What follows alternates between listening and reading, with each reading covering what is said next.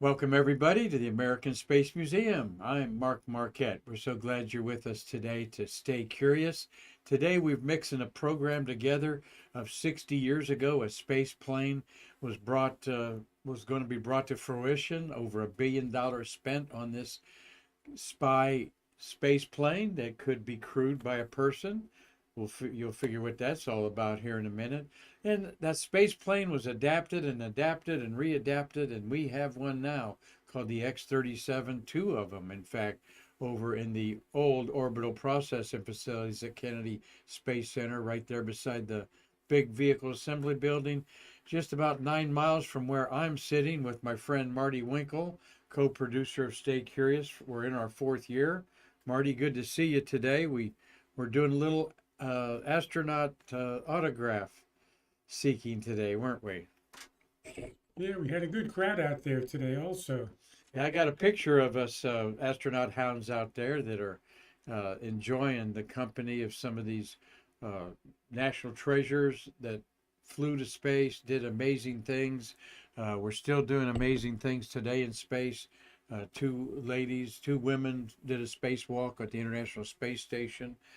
Found that they couldn't turn some of the bolts got stripped on some of the things they were supposed to work on. That happens on Earth all the time. So we like keeping you up on space history here at the American Space Museum. We have an astronaut birthday today, and we believe we're the only ones that are promoting the wonderful shuttle era and all that it did. And we have a historical day today, Marty. And it's not mentioned probably much on any news today, but it'll be mentioned here, and I'll spring it open on you. For 23 years, human beings have been orbiting Earth. It all started today. So stay curious as we kick it off our show today with a couple housekeeping chores. We are going to have these two NASA legends, Jack Lousma on the left and Rusty Schweikert on the right, are going to be here for one quick hour on November 16th, 11 a.m. to 12 p.m. This has been such a fluid situation and changing that finally we can release the proper press release and get you all the 411, as they all say out there, what's going on. But basically, you have to be in line by 11:45. You have to pay for the DVD, Searching for Skylab. We will have Emily Carney here, space hipster number one, who was on the consulting board there, technical advisor. We're going to have another gentleman that was involved in there in the two husband and wife team, Dwight and Alexandra. They're flying in from Germany. They won all kinds of awards on this Skylab documentary. You can own it Blu-ray or regular regular DVD, and the autographs is what I'm getting to. $100 for the first autograph. You can get two astronauts and every additional autograph for $60 more. So $160 to get an autograph of Rusty and Jack Lausma, preferably on the documentary that you buy. Or then each one is $60 afterwards, and they will sign a few 3D printed things. We may limit autographs to three. The Germans are taking control of this once they get here, so they're great people. And what a documentary this is, Marty. And Emily, she does a great job on there too. All the astronauts are on there. So 50th anniversary of Skylab, we'll be promoting the heck out of that. Then the astronauts are going out to the Kennedy Visitors Complex and doing a panel discussion, and the documentary will be shown about 3 o'clock out there. So Galaxy of Giving, heading up officially. We're going to have the giving for 2 weeks, the 7th through the 21st. If you give starting now, we will put you in the new constellation that we're building physically, a constellation that we can pretend is in the sky with your donations. And we are working up a lot of neat little swag and some perks for y'all that want to give us big donations. Space Memorabilia Show is Saturday, November 11th. So we just don't have one thing going on at the American Space Museum. It rains three things. My executive director, Karan Conklin, and I were bemoaning just a little bit ago, happily though. $30 a table. If you still have some memorabilia you want to sell, it's free at the door. It's at the Beachside Hotel and Suites, which is beside Ron John's, from 9 to 3 p.m. on Saturday, November 11th. And finally, this was sprung on us just the other day. We're going to have a 2-hour book signing with this awesome Earthling, Nicole Stott. Her 103 days in space affected her to write a book about the climate change, things that she learned in space, how she's applied them back here on Earth, things that she learned about coral reefs and the ecological systems that are so tenuous. And we're all protected by this thin blue line. So got Nicole's book right here. We want to see you all lined up to see and visit this beautiful lady. We all talk about, what's your Earthrise moment, Marty? And Nicole harps about this in her book. What is your Earthrise moment? Well, what is an Earthrise moment? Well, an Earthrise moment wakes you up to the reality and significance of who we are and the fact that we are all together on our one planetary home in space, and that we all share the responsibility that goes along with that. So the concept is we are crewmates, not passengers on Earth as it revolves around this big, beautiful star that's given us life that we call sun. So get your book or buy your book, or we'll have some books here to sell you, all right? And pick up some other merchandise swag at the American Space Museum, as we're going to be kicking out your gift list here, hopefully ticking that off. So looking forward to seeing Nikki here at the Space Museum. This will be the 3rd year in a row that this wonderful woman has helped us out. And there's our astronaut gang out there. Left to right, there's me and Bill Whiting. And there's Hazel. All right, we got Connie McDaniel. There's astronaut Guy Gardner in the back. All right, and we've got Tammy Miller in the front. Nick Thomas wanted to arrange this picture for us in the back. Carlton Bailey wearing one of his favorite sloth Dyna Soar shirts there. Marty was the motif today, I noticed. And of course, your smiling face there. So comment about how much we really enjoy going out there, if you do. You asking me? Yes, yes. I really enjoyed it. I mean, it's always have a good time, and some days are better than other days. Like today was really good, especially having, you were there, Mark, and Carlton. I hadn't seen him for a while, and Nick wanted to get into the picture. It was just a fun day. And yes, and these astronauts, enjoy the love that we put on them. They share their stories, some other things about what's going on. It's awesome. And as I reflect on this, 7 years ago, I didn't know anybody in this picture, and they didn't know me. And that's what's sort of neat about the space community, is it doesn't take long for you all to bond over something that we love. And that is what we're talking about in Nikki Stott's book here, is that we're all Earthlings. And I don't think, like Star Trek says, space is the final frontier. I think it is the only frontier that we should be concerned with. So it's fun. Everybody's got their own little things they're getting autographed. I'm getting Snoopy posters autographed, so we could maybe have you bid for one at one of our auctions. There's a lot of great books out there that they get the astronauts to sign. And Marty, I don't think Guy Gardner saw the Purdue poster before that Tammy Miller there in the center. She's a Purdue graduate and from Indiana, and there's 20-some Purdue knots. Am I right? I don't think he ever saw that before. That's what he said. Today was the first day he saw that. But we'll have to bring one out. And we can show it what we're talking about. Yeah, Tammy gave a copy to Guy and to Nick. I think you got one today. Yeah, I did. Yeah. Yeah, it's a neat long poster that's got sparkles on it, and it's all about the almost 24 astronauts who graduated from the University of Purdue. Want me to get mine? You got it real handy? In the car. Oh, it's in the car. Yeah, why don't you go get that while you're out there? Marty's going to get that, and I'm going to kick the show off here, and we'll reprise that. As we get into a happy birthday, we'll show that after we wish Jeff Hoffman, who flew with Guy Gardner, on STS-35, the Astro 1 mission in December 2009. Here is Mr. Hoffman. Happy 79th birthday to five-time shuttle flyer Jeff Hoffman. 5 times he's been in space for 50 days. And, you know, if you can about guess that most shuttle flyers, each mission's around 10 days, 7 to 10 days. So if you said he flew 5 times, I'd said, well, he probably flew at least 40 days. And he flew 50. The second Jewish American man in space, Soviet cosmonaut Boris Volnyov, was the first. He's the first Jewish American. Although I know Judy Resnick was Jewish, so she flew in space. The male, he's the first Jewish male.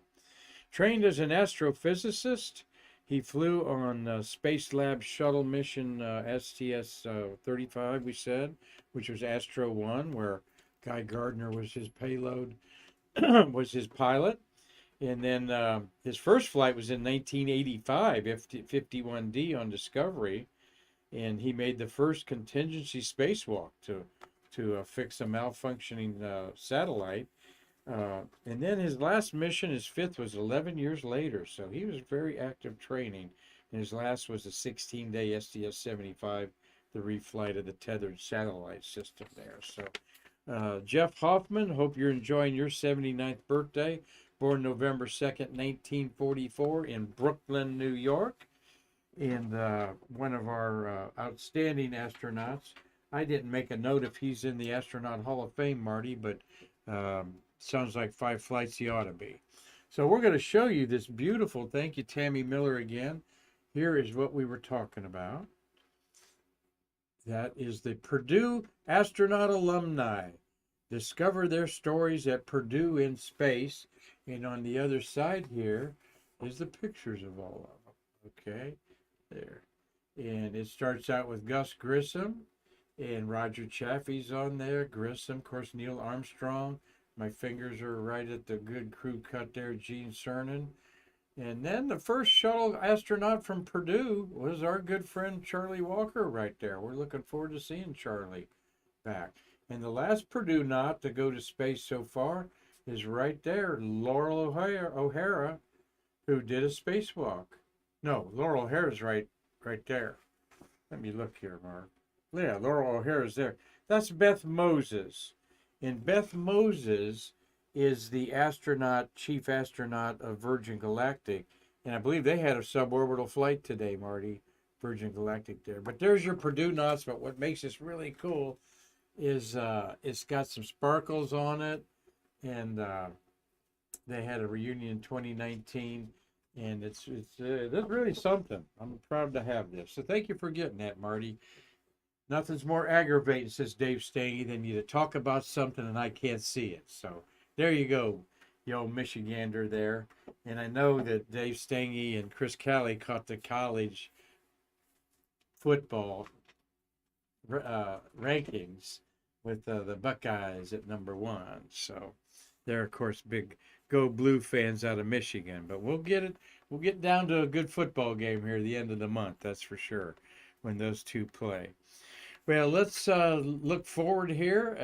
Let's look backwards, not forwards, Mark. Let's look backwards at this date in 1959. All right. In 1959, the last century. Wow, 64 years ago. Or 70, yeah, 64, well, duh. Yeah, 64 years ago. The Air Force came up with the idea 2 years after Sputnik was orbited, okay? And 1 year, in January of 58, when we orbited Explorer 1, they're thinking about doing battle in space, basically. And this is the concept of the Dyna Soar, DYNASOAR, dynamic, and dinosaurs were really a big rage in the 50s and 60s as they were just finding bones all over and figuring out what they were. So on this date, it was agreed that they would formulate a new 3-step approach involving the development of a suborbital glider, an orbital system, and an operational weapon system. And this was the compromise agreed upon by the Defense Secretary of the U.S. and the role that Dyna Soar played in this. Now, I want you to look at the back end of it there.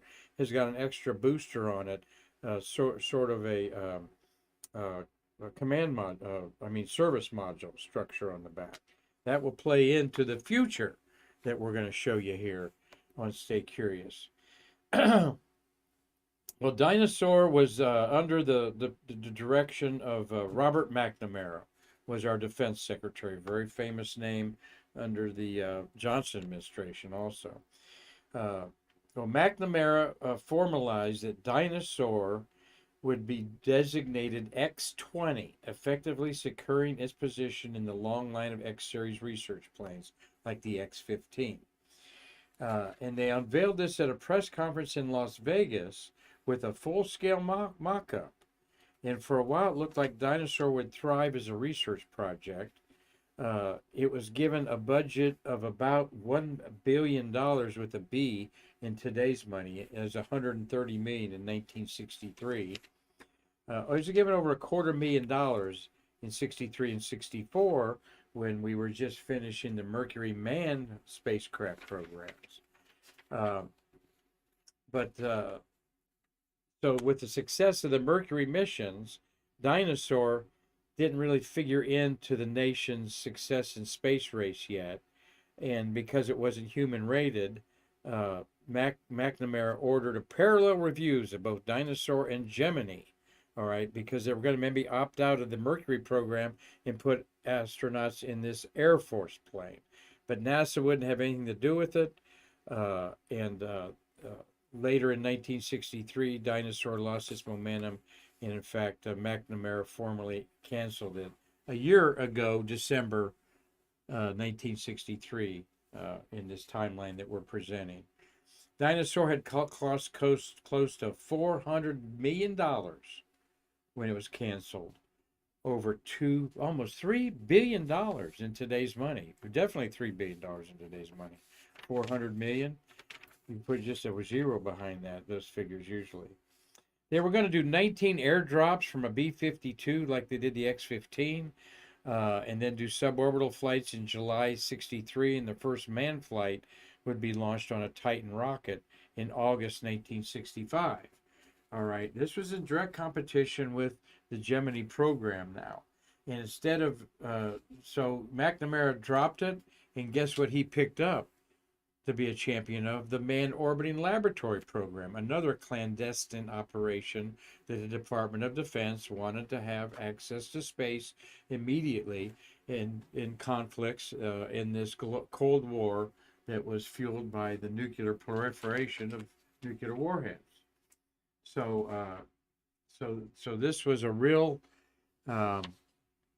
dilemma, a lot of money wasted, but this technology from programs like ASSET, ASSET, and others that tested the actual construction they were going to do of these like the Inconel, Marty, that we talked about.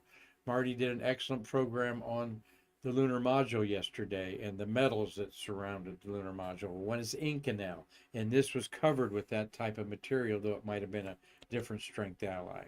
Well, the X-20 or the Dyna Soar ranks in space history as one of the unsung programs that we did get benefit out of decades later in the shuttle program, and all these reusable space planes that are come on board now have their grandfather is in this space plane.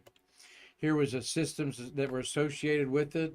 You had Martin Marietta, you had RCA, Boeing, other Aerojet General, that was a big engine builder on there, had all pieces of the pie. What does this sort of look like to us? This looks like what the space shuttle should have been, on top of the ET tank, not on the bottom, on the side where all that foam and stuff could hit it. But there's your solid rocket boosters or fuel side boosters there to get it up to space. It's actually a Titan II rocket. It's called the Titan 3CE, I believe. Here's some of the details of it. Only 34 feet long. 20 feet wide at the width. Put one human being in there maybe, and they're thinking about a cargo bay in 1959. And there's one of the static working models they built that was actually shown in public for a while to give you an idea of just how serious this program was. Well, you throw $1 billion at something, it's going to get pretty serious pretty quick. But let's see here. What were some of the other details about that I wanted to not escape giving you all today? The Oh, there we go. Wrong way, Peach Fuzz. Let's go forward there. There's some more looks at it. This could have been a suborbital bomber, or along the lines of the current bombers that we have, the stealth bomber. You see configurations of them with more people in it up there at the top. A lot of different configurations. We've actually seen space planes like this coming out of McDonnell in the 1960s. And here was the rockets proposed in 1959 to 63, a Titan 1 for the suborbital Dyna Soar, the Titan 2 for another suborbital version that might have been able to make it. We used that Titan 2 for the Gemini, and then they put some thrusters on it for the Titan 3C there to definitely get it into orbit. But they were thinking about this space plane being something that we'd have a fleet of, 15 or 20 of them, immediate access to space, fly you over the Atlantic Ocean, drop a bomb on the bad guys, and then loop around the Earth once and land it back at Edwards Air Force Base. This was the concept by our Air Force back in the 1959-60 time. Always some cool art to look at this. There's some neat model kits out there you can make. But very close to similar to what we're flying today is I think you're all getting at. And this is a cool poster. I've also seen this in a big print of a Titan rocket. Look at the fins on there. Werner von Braun must have got a hold of this rocket, all right? We're alluding to the fact that you don't need fins on a rocket. They're useless. Actually, those big fins will probably deter a lot of turbulence there at the bottom. But that was sort of the concept. Crewed, get one or two people on that, and they become fighters. And that's where the United States Space Force and our Guardians come in, which they become into existence in 2019. And they have adopted, 50 years later, no doubt, the Air Force still has a space plane. Though the Dyna Soar never flew, there were some variations of it along the way, and one of this is the X-40. Now the X-40 we talked about with our friend, Air Force retired Colonel Ken Verderami, who you also remember as our UFO expert. And Ken was involved with this space plane. In fact, he said this is a photograph that was so euphoric to him to see. This was the first landing of this space plane, and to him and everyone involved, it was a Wright brothers moment, he said. You see the mountains out there in the background, so it's over Edwards Air Force Base. Two people that you know the names of were involved with Ken Verderami on this. One is the late astronaut Rick Husband, and the current Deputy Director of NASA, Pam Melroy, the second woman to command and fly a spaceship. Of course, Eileen Collins was the first. They both were involved with this. In fact, Ken Verderami told me that Pam Melroy was involved with the cockpit. Yes, there was going to be a human cockpit on this thing. And Rick Husband was involved with some of the avionics and how they were going to secure it and fit it in the payload bay of STS-107. This is small enough to fit in the bay, and yes, 107 was the fateful Columbia mission that Rick Husband commanded. And there was some talk about, instead of the space hab, this was going to go up because they had vision a space plane that could be a rescue vehicle for the International Space Station that we really don't have. We think that the rescue vehicles are the ones that took the crews up there, and we found out with the Soyuz that sprung a leak Uh, Sometimes you can depend on them, sometimes you can't. And they didn't know whether they could depend on that to re-enter or not, so they sent one up empty to bring those cosmonauts back. Well, here is this X-40 space plane. Ken, thank you for all the information. He said that if you gave him a screwdriver, Marty, he could go over one of those panels and open it up, and there would be his signature, Pam Melroy, and Rick Husbands, as well as several of the other engineers that worked on that. So everybody puts their Kilroy was here on things that they work at that go to space. But this is at the Air Force Museum at Edwards Air Force Base, their drop test model. This is what that may have looked like in space had it got up in space, the X-40. All right. Notice that it's got a little extra on the rear end there. It's got a service module on the rear end. Let me have a sip of coffee here. Some jet fuel, by the way. Well, this is indeed the X-40, but we call it the X-37 today. The X-37 space plane, there's two of them, A and B. This is X-37B as it is in the fairing at the White Room to be put in that fairing and then on top of a SpaceX rocket. SpaceX and United Launch Alliance have launched these space planes, and I was going to tell you some details about them as we go along here. And the X-37 is what's officially called. They are in bays 1 and 2 of the Orbiter Processing Facilities at Kennedy Space Center. They are loaded as a top secret payload. All right. Landing is done either at Edwards or here. We're going to tell you about the history of the 6 they've flown. It is a reusable robotic space plane. It is 120% scale derivative of the Boeing X-40 that Ken Bertarami, Pam Melroy, and the late Rick Husband were part of. The technologies demonstrated by these, and let's see, what's my next slide there? Oh, here we are. We'll show you what they look like at the bottom there, the X-37. The technologies demonstrated are an improved thermal protection system, enhanced avionics, an autonomous guidance system, and an advanced airframe. The thermal protection system is built upon previous generations of atmospheric reentry aircraft, including the old Asset that was the one that was sort of the boilerplate tested for to build the Dyna Soar. But this one incorporates silica ceramic tiles like the shuttle, of course. And let's see, it is. It weighs about, it's 30 feet long, a little under 30 feet long, 14-foot wingspan, 9 feet high. All right. 11,000 pounds is what it can hold, including itself.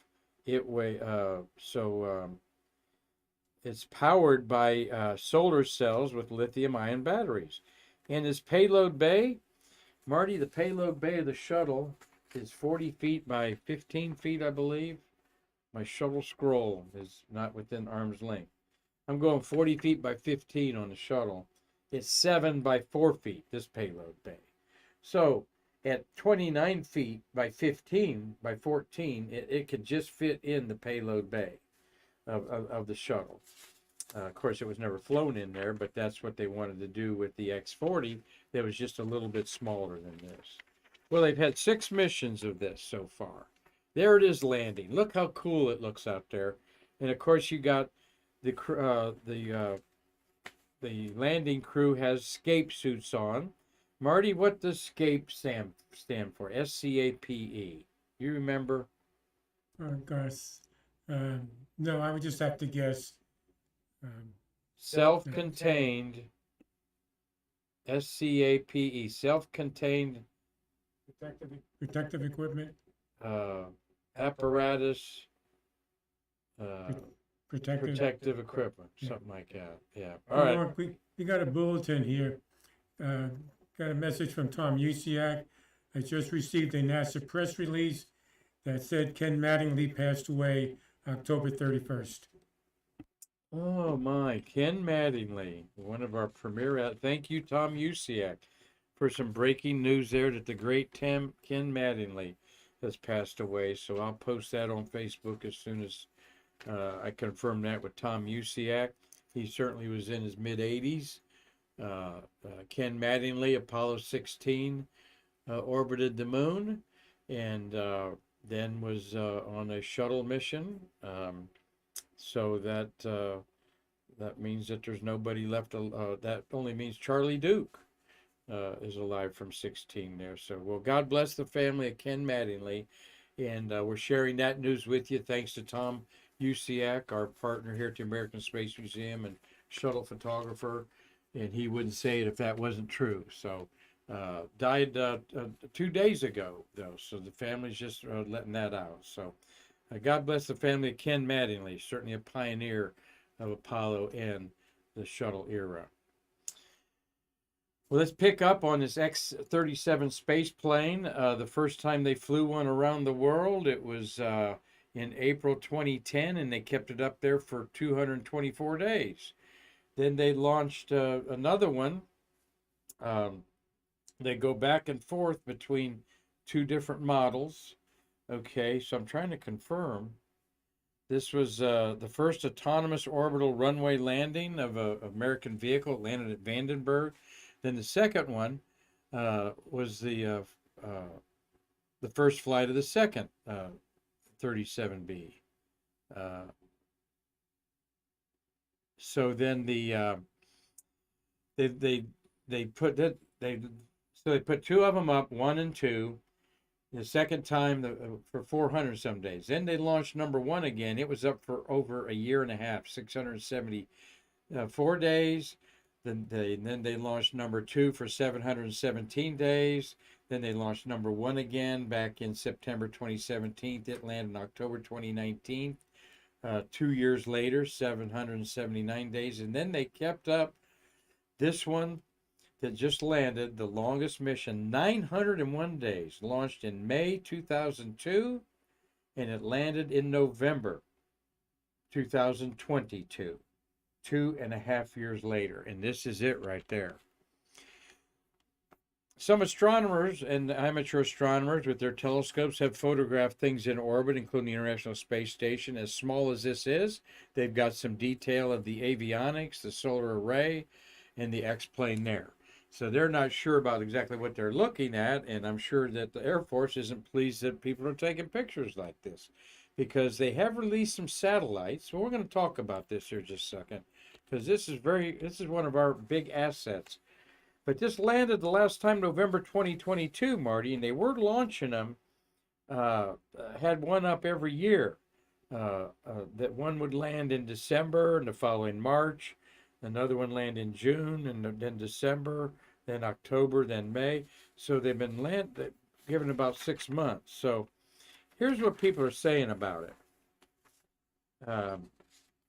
There's some notes here. On this space plane that astronomer Jonathan McDowell, editor of the Jonathan Space Report, stated the satellites launched from X-37B were not reported as required by the registration convention to the United States Office of Outer Space Affairs. So we don't know the orbits they were in. U.S. Secretary of the Air Force explained in 2019 that this space plane could use an elliptical orbit that when at its closest, it could use the thin atmosphere to make an orbit change, preventing some observers from discovering the new orbit, permitting secret activities. So this plane has the ability to dip in the atmosphere and change its orbit, so you don't see thruster signatures and things like that. Another thing, Boeing has stated the fourth flight had a EM drive technology transfer contract. So it was trying to use a different type of thruster technology on there. And then it's also reported that the X-37 was orbited to test reconnaissance and spy sensors, particularly how they hold up against radiation and other hazards of orbit. Well, you're keeping something up there over a year, year and a half, even 2 years, which you're testing electronics. You are conducting on-orbit experiments with all kinds of things that you want to see if they're going to degrade, particularly when we are sending people to Mars and so forth. They also have a long duration space exposure to seeds on board of this. So they actually had 2 years, 2.5 years of seeds resistance to radiation on one of the missions there. So it's easy to put a pack of seeds in one of the little cargo holds in this, I'm sure. So a lot of things were thermal coatings, printed electrical materials, candidates for radiation shielding materials to go to Mars. So though there's a lot of spy versus spy going on with this space plane, there is a lot of practicality also happening with it. And be grateful that we are doing it. And doesn't it look like the space plane that Ken Verderami, Pam Melroy, and Rick Husband were looking on, the X-40? It absolutely is. So, and Ken was the manager of that. Here's another cool picture giving you the size and the dimension. Yeah, you could fit one, maybe two people in there back to back, like a little T-38 jet. So, interesting scape suits there, Marty, with the green boots and all. And they are obviously using hypergolic fuels, very, very volatile fuels might be emitted from this. So, but everything's nice and tight. You just wonder what's inside of that. Well, this isn't the X-37 space plane taken off again in an artist rendering. This is the Sierra. Used to be called Sierra Nevada. Their beautiful plane that's called Dream Chaser. And the Dream Chaser, again, is another space plane adapted 60 years ago out of that technology of Dyna Soar that's going to be launched, as you see in this blow apart, on the ULA Vulcan rocket. And the second stage put it up there, and it's carrying a trunk with it. By the way, I wanted to mention that on our X-37 there in space, all right, it's got a service module on it. And that's what we might be seeing in this on the back end there. That's really bright is the service module that has a host of suite of space activities experiments on it. That was left in orbit and then disintegrates later. There's the Sierra Dream Chaser. This was a real feature at Kennedy Space Center for a while in their building that you would all know as the IMAX building. On the west side of that building, they had the Orion spacecraft that flew and a lot of other concepts, including this Dream Chaser.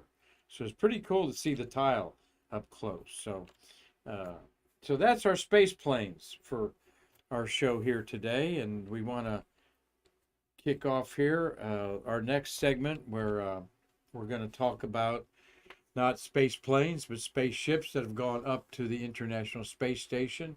Here is our beautiful space station, the thin blue line, the only border that should matter to humans. And today in space history, 23 years ago, 2 cosmonauts and an American astronaut boarded the infant International Space Station, and no human has left it since. 23 years. Marty, you got any grandkids that are 23 years old? They're somewhere around that age, aren't there? I got them older than 23 and younger. Well, the younger ones have never breathed a breath. If you're 23 years old, you have never breathed a breath on Earth where somebody wasn't breathing a breath orbiting the Earth. 23 years, 2 decades. We have had continuously occupied human presence in space on this, the International Space Station. Well, let's look at those first heroes of our that set it all apart there, okay? And let me get my Russian my Russian translator here. This is a patch that you should all instantly know with the Apollo 11 patch and the STS-1 patch, for example. But I'll bet you don't, okay? This is the first crew of the International Space Station, Expedition 1 patch. And that in Russian is Gidzenko and Krikalev. Okay, Krikalev on the right and Gidzenko on the left. And then, of course, Bill Shepard, the fourth and last space flight for the great Bill Shepard. Launched on a Soyuz rocket, a Russian rocket, on October 31st, 2000. They did 33 orbits around the Earth, then docked November 2nd with the International Space Station. There they are, the crew there on a cool poster. The station comes to life, all right. Now, this was the efforts of 5 preparation flights by the International Space Station and 2 by uncrewed, unmanned Soviet space craft that brought up some of the elements. And here were the elements that the space station looked like, all right. Unity, Zarya, and what's the other one? Unity, Zarya, and the third element at the top up there. Oh, it fails me. Of course, I try to go on the fly as much as I can here. Get my X-37 notes out of the way. Here's my Expedition 1. So this is what greeted the 3 on a crammed gumdrop-looking Soyuz spacecraft.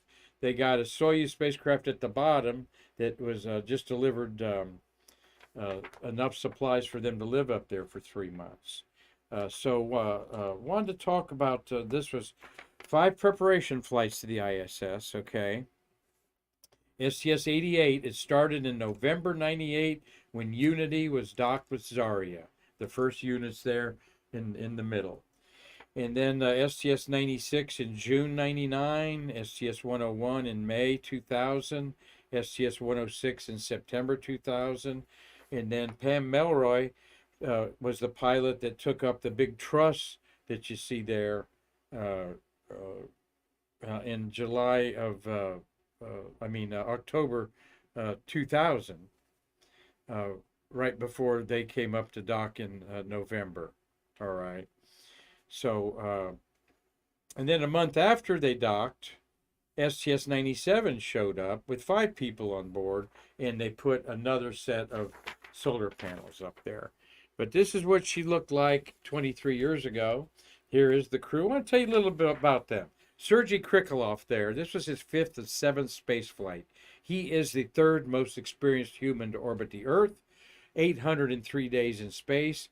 Who were the first 2? Well, Russians, of course. Gennady Padlaka has been up there 879 days total, and Yuri Malenko has been up there 827.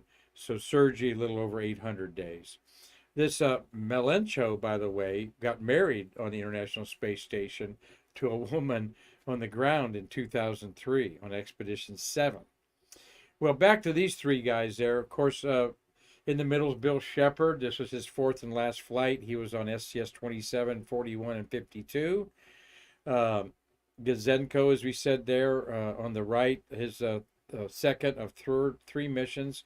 Both Gazenko and Krikalev lived on the Mir space station for over 6 months. So they were very anxious to see what this looked like to them. And to them, of course, it looked much like the cylinder that the Mir was. Marty, when this crew was up there, you would think people would be going crazy about Russians and Americans going to live together, but they weren't, because this was the first week of the U.S. presidential election, and that was young George Bush versus Gore. And of course, Bush won that very slim margin there. Gore, the hanging Chad fiasco down here in Florida, that was 23 years ago, and it took a limelight away from the fact that we were going to stay in orbit, humans, now until hopefully eternity, the end of eternity. So just a little side note there. No, not politics, but the fact that politics dominated the news and took it away from these guys being up there. Well, as we wrap up our Stay Curious program here today, let me look and see if there's any other tidbits about this crew. That was indeed the Unity, Zarya, and Zvezda, the 3 modules there. Marty, we got any comments or questions or corrections before I put my foot in my mouth? No, the only, well, Tom UCI forward you the announcement about Ken Mattingly. Yes, yes, we have heard that Ken Mattingly's passed away. Tom didn't say how old he was, did he? No, he sent you the announcement. Oh, he sent me the announcement by email. Okay, thank you there, Tommy. I will send that up there. Another great astronaut is leaving us. You know, you have to be sad about it, but how can you not be glad that this human being existed and all the great things that Tom Mattingly did? Doug Forrest, I know you maybe have met Tom Mattingly, as I know UCX have and so forth at the Space Fest. We got Steve J. Thank you, Steve J., for your kind words. We're still not done with our program yet. We'll get to our finale here in just a minute. Cynthia Rossi, thank you for watching. Larry Pushkar and Dave Stange with his granddaughter. You saw who's number one. All right, where's my hat? They're going to say, burn that Ohio State hat's what they're going to say, those Michiganders. Carlton Bailey and Bill Whiting. Good to see you guys today. And Cliff Watson in Pomona, Australia. He's seeing some tulips probably come up there down under, buddy. We appreciate you staying curious with us today. And we're going to end our program today with, well, who is in space right now? How many people we got in space? Well, now we have how many on the International Space Station? We have 7. We have this crew, Expedition 70, of these brilliant minds up there. Left to right is and Andreas Mogensen. This SpaceX Crew 7 now has been up there 68 days. Beside him is the Russian Konstantin Borisov, his first 68 days in space. Seated down is, that is Mogensen seated down there. He's the ESA astronaut. On the upper left was Konstantin Borisov. I got them mixed up. Furukawa is the JAXA astronaut there on the right. You've got Laurel O'Hara on the far right. She's been in space now 46 days. Seated next to her, the other lady, the commander of Crew 7, Jasmine Mobili. Jasmine and Laurel did the spacewalk yesterday. I think it was the 4th all-woman spacewalk. And then in the middle is the most experienced guy that you want up there, Oleg Konyenko. He has been up there now 788 days, something like that for him on 5 trips to space. So I'd be glad he's up there because he's been on the space station 5 times, his 5th time. So he knows all the bells and whistles and noises that's making up there. And we've got these 5 spacecraft docked up there. The Crew 7 Dragon, okay, is up there. The Cygnus 19 and Progress 84 and 85 were cargo ships that they're going to get rid of here pretty soon once they get all their dirty underwear in there and drinky, sippy cups and so forth they don't need. And then the Soyuz MS-24, that's the lifeboat and ride back for the 3 Soyuz astronauts up there, which is O'Hara, Chubb, and Konyenko. And we had yesterday, day before yesterday, 3 Takonauts came back. So we got 7 on the International Space Station. We had 6 on the Chinese space station, but they landed in Mongolia like this on the land. That's not a rough landing, folks. They have solid rockets that